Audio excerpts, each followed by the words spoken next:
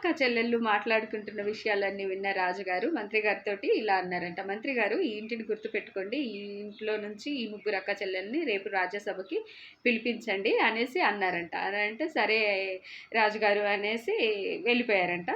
మరునాడు ఉదయాన్నే అక్క చెల్లెల్ని రాజ్యసభకి పిలిపించారంట రాజుగారు.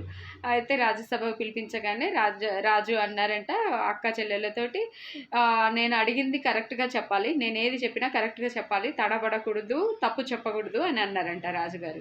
సరే రాజుగారు అని భయపడుతూ చూస్తూ రాజుగారితో మాట్లాడుతున్నారంట అక్క చెల్లెళ్ళని అడిగారంట, నా రాజ్య పరిపాలన ఎలా ఉంది, మీకు నచ్చిందా అని అడిగారంట. అడిగితే అదేంటి రాజుగారు, మీ పాలన చాలా బాగుంది, మాకు చాలా బాగా నచ్చింది అనేసి ముగ్గురు అక్క చెల్లెళ్ళు చెప్పారు. సరే కరెక్టే చెప్పారు, అయితే మీరు రాత్రి ఏవైతే మాట్లాడుకున్నారో ఆ విషయాలు కరెక్ట్గా చెప్పాలి, లేదంటే మీకు దండన విధిస్తాను అనేసి రాజుగారు అన్నారంట. అని అంటే అక్క చెల్లెళ్ళు ఒకరి మొహాలు ఒకరు చూసుకుంటూ ఉన్నారంట. అదేంటి, మనం మాట్లాడుకున్న విషయాలు రాజుగారు ఎలా విన్నారు, అసలు ఎలా అడుగుతున్నారు అనేసి ఒకరి మొహాలు ఒకరు చూసుకుంటూ ఉన్నారంట. అంతలోపే రాజుగారు కరెక్ట్గా చెప్పాలి, లేదంటే దండన విధిస్తాను అని అన్నారంట. అప్పుడు సిగ్గుతో భయపడుతూ ముగ్గురు అక్క చెల్లెళ్ళు బిక్కుబిక్కుమనుకుంటూ రాజుగారితో ఇలా అన్నారంట. రాజుగారు, మేము మాట్లాడుకున్నవి, మా మనసులో ఉన్న కోరికల గురించి మేము ముగ్గురు అక్క చెల్లెలు మాట్లాడుకున్నాము, మాకు కోరికలు ఏవైతే ఉన్నాయో అవే అనుకున్నాము, కానీ ఇంతమంది ముందల మేము చెప్పలేము రాజుగారు అని అన్నారంట. అని అంటే సరే, ఈ రాజ్యంలో ఉన్న ప్రజలందరినీ, ఈ రాజ్యంలో ఉన్న వాళ్ళందరినీ పంపించేస్తాను అనేసి రాజుగారు ఆజ్ఞ వేశారంట. అందరినీ పంపించండి మంత్రి గారు, మీరు ఉండండి అని చెప్పారంట మంత్రి గారికి. అందరూ వెళ్ళిపోయారంట. అప్పుడు